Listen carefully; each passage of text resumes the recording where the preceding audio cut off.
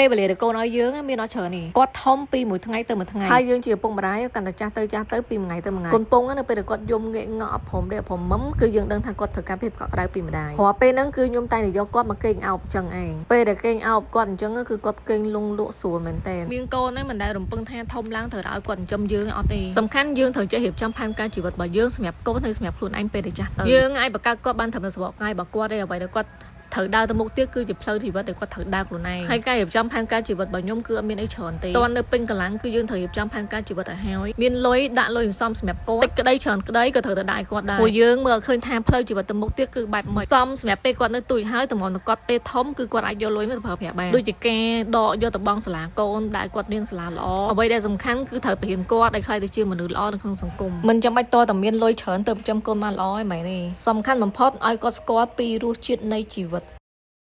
ចឹងដេកអញ្ចឹងលផោះធំនេះគឺជិះដេកអញ្ចឹងកូនណាហេជិះដេកអញ្ចឹងខ្លួនមួយជាហៀងលើអត់ខ្លួនមួយជាហៀងលើពូ